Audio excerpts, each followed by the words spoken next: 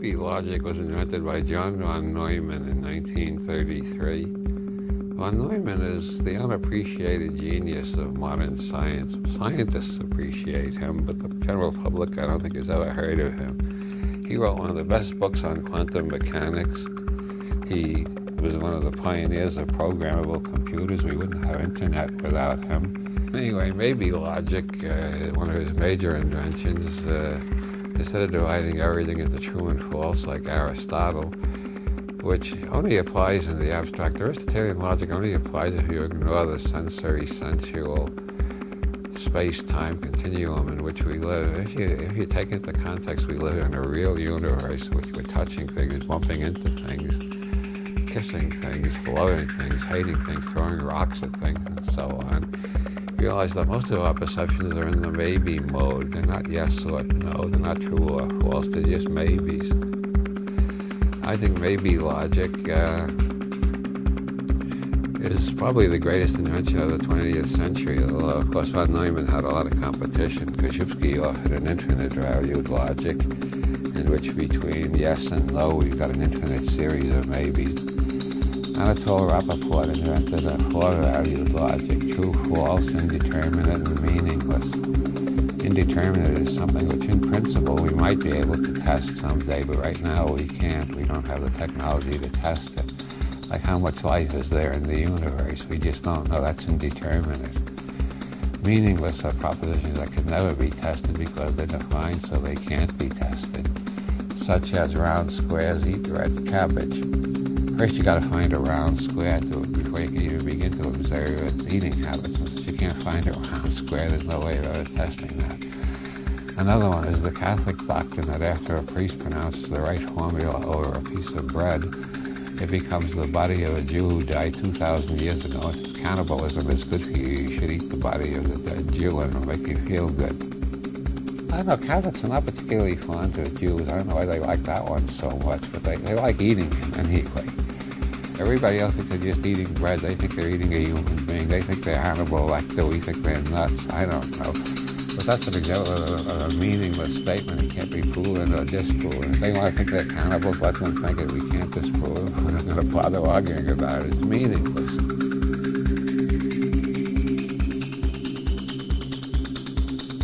It's meaningless, like the round squares.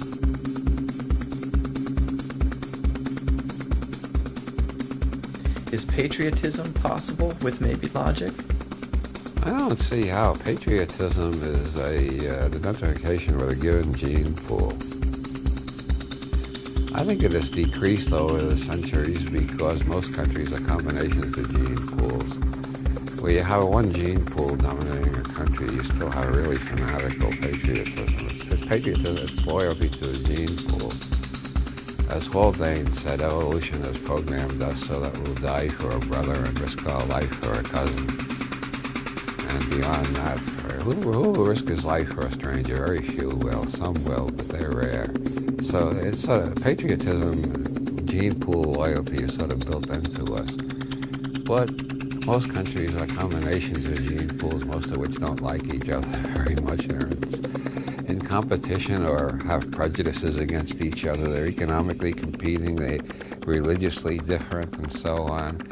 And so patriotism gets more and more attenuated. It only comes to the surface in a really virulent and obnoxious form when everybody feels equally under attack, which is what the terrorists want. They don't mind unifying us as long as we're all unified in the same terror.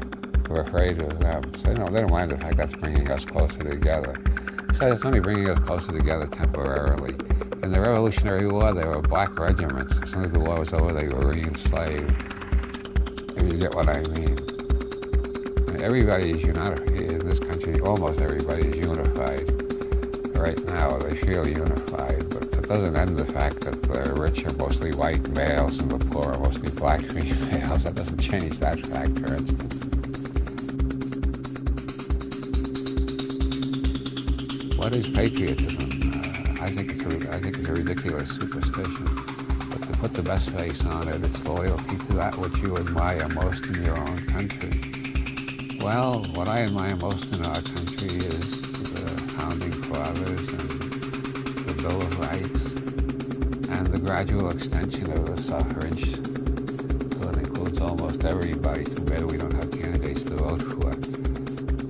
There's a lot I admire in this country, but it exists elsewhere in the world too, not just in this country. Of course, not all of the Constitution. I think it has defects, like the slavery business, for instance. I don't want to restore that. But I just think the Constitution is one of the better political systems devised by humanity, and it's one that has strong roots in this country. And it still exists. You can look at the back of the dictionary, and there it is. It has nothing to do with the way our government actually operates, but it's in print. It's in the back of damn near every dictionary. You can find it in many schoolrooms hanging on the wall. So to the extent that it exists, it's an ideal that people can more or less recognize.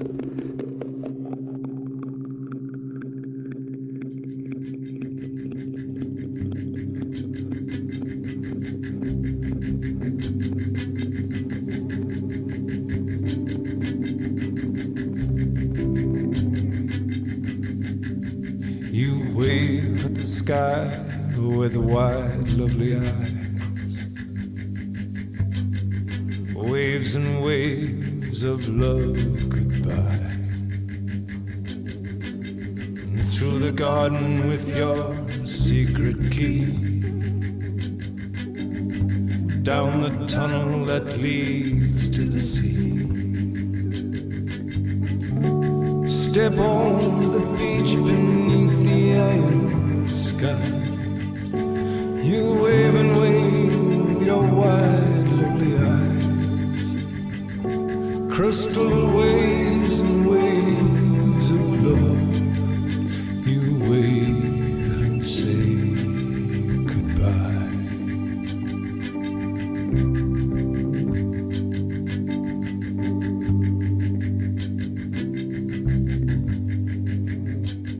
Your dress sighs with your wide, lovely strides.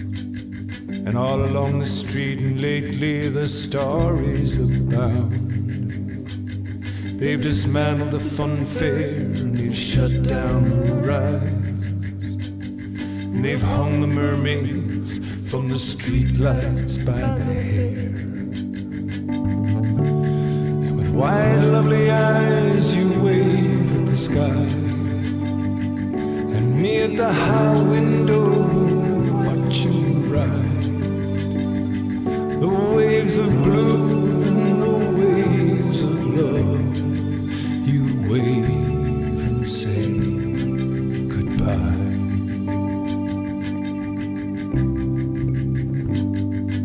The night expands, I am expanding. I watch your hands like butterflies landing, all among the myths and the legends we create, and all the laughing stories we tell our friends. Close the windows, clear up the mess. It's getting late, it's darker and closer to the end.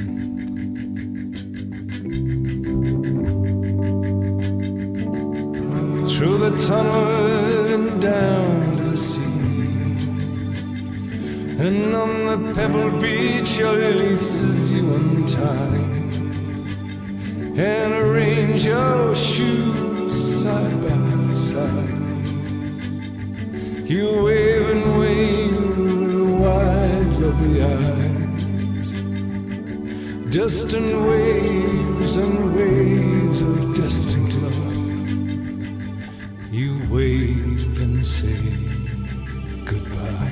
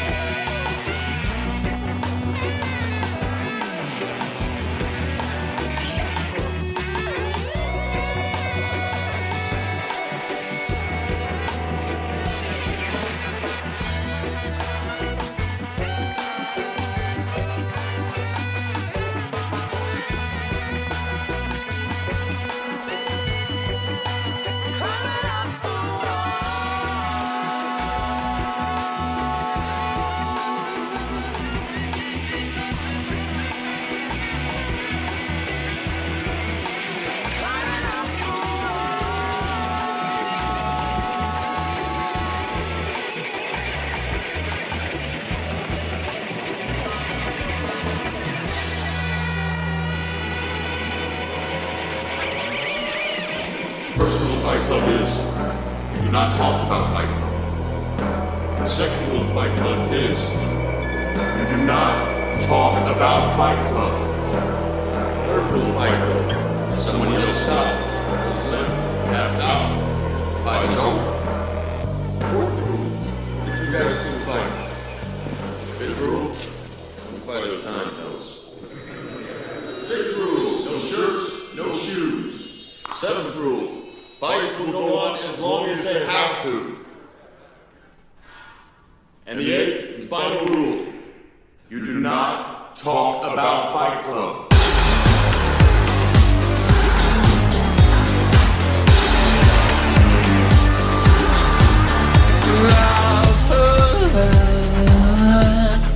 Things I love.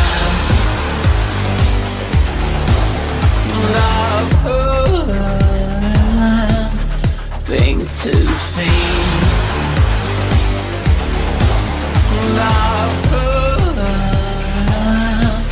Everything. And I know everything bleeds. Everything bleeds.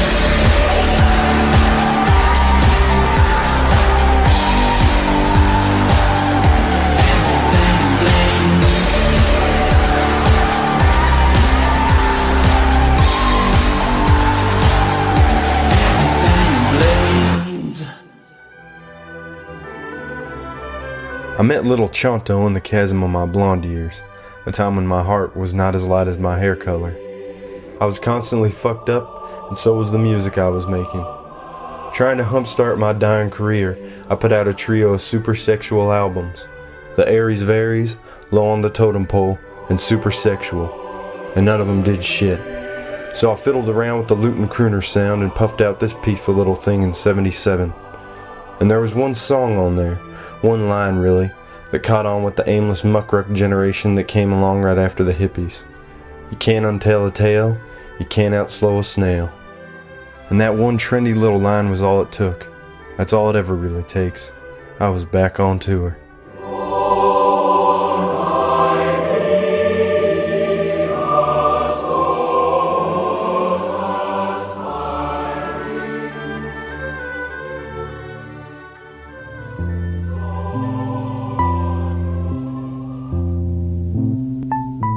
Eventually, the popularity of this new album trickled down into South America.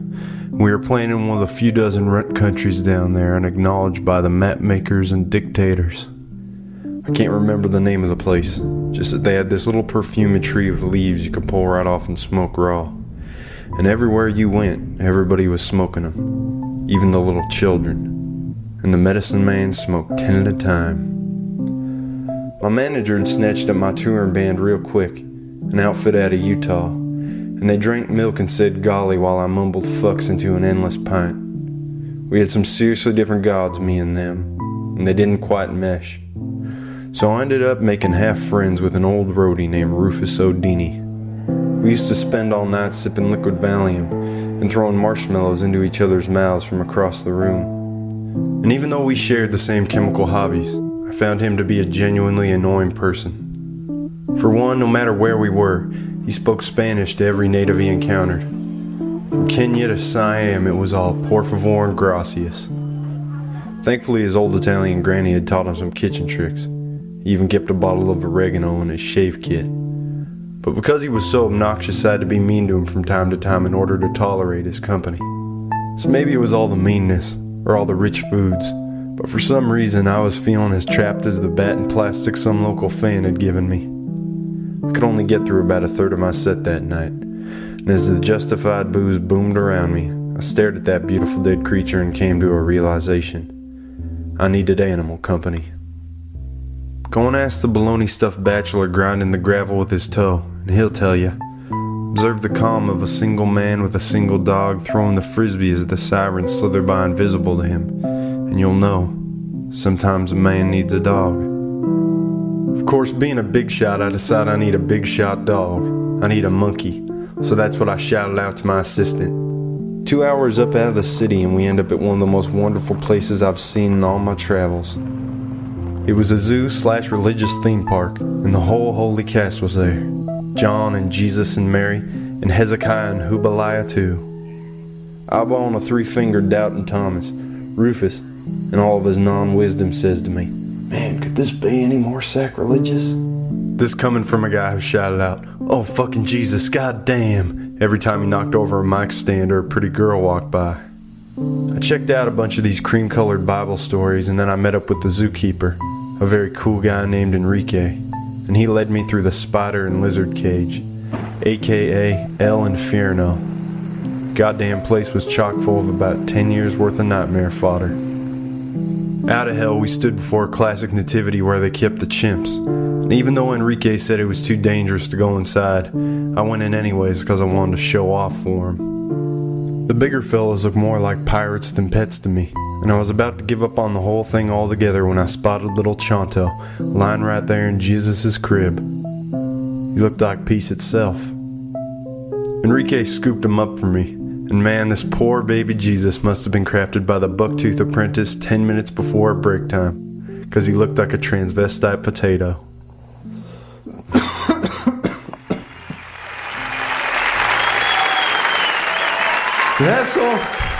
That song called Hot Talk. There ain't nothing wrong with that song. Wait, you hear something? Y'all hear something? You hear that? That's Monkey. That's my monkey. That's Chonto. That's my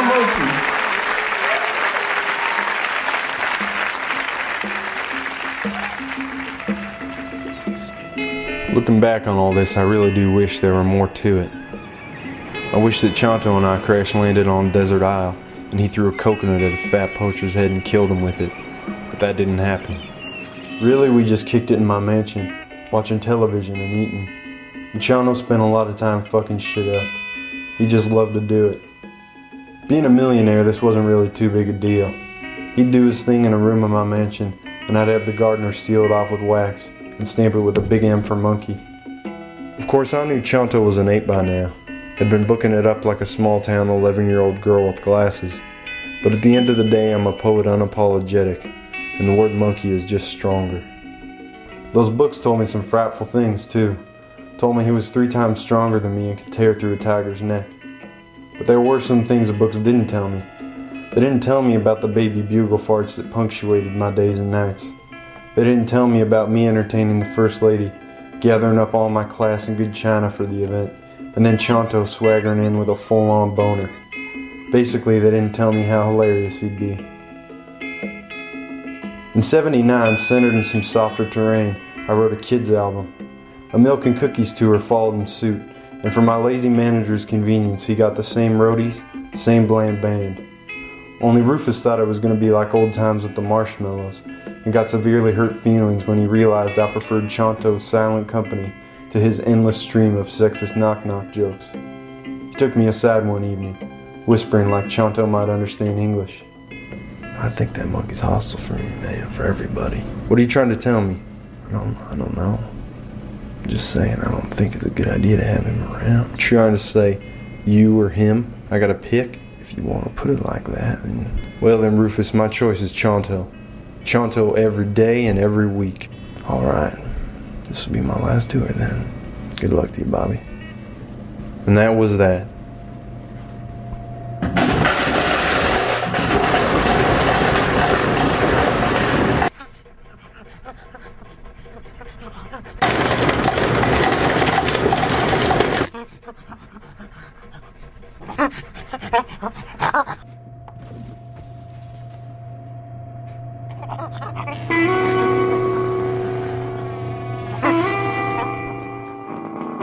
That's what I saw, and then I did what I had to do.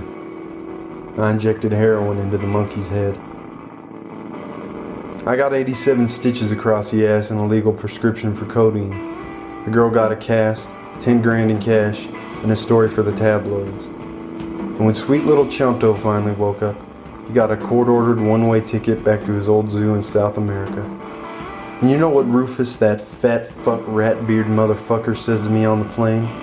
I'm looking back at my dear Chanto, the both of us clearly heartbroken, and he says, "I told you so." The ultimate coward asshole know-it-all thing to say. And right at that moment, he rocketed to the top of my list. The shit list. The second we land, I call up Enrique, and he tells me that the zoo's burnt down, that we're gonna have to put Chanto back in the jungle. We have to go deep inside. We'll go together. Safety in numbers. Es un verano tigre. What's that mean? Tiger summer. And what the hell's that mean? Tigers everywhere, man.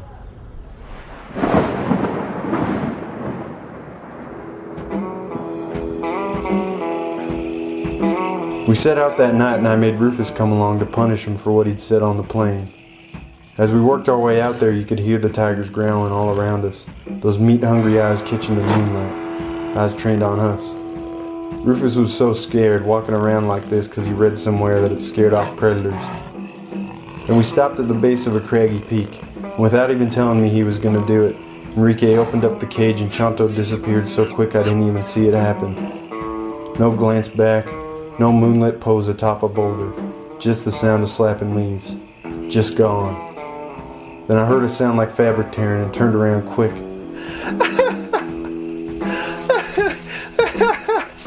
Rufus, keep your eyes closed. What is that shit? You got to get him back to the hotel fast.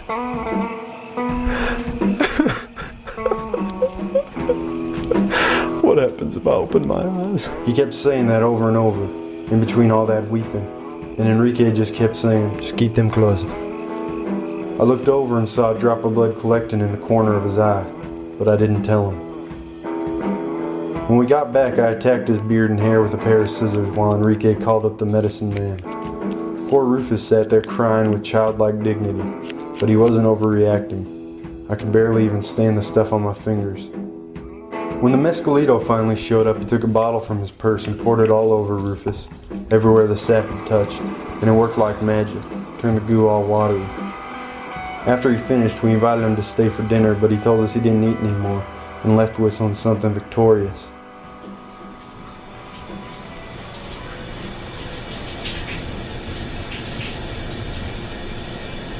Enrique, I'm sorry I laughed out there. I thought it was just goop. That's okay. It looked funny. The second the handle squeaked off, Enrique and I perked up like parents ready for the unveiling of their gussied-up prom daughter. Rufus walked out, and all that gray hair gone, he looked a good 15, 20 years younger. I said the first thing that popped into my head. God damn, Rufus, how old are you? I'm 24. Do you see me? Yes, sir. Is it blurry or clean? It's not blurry. Good, come here. Sit down.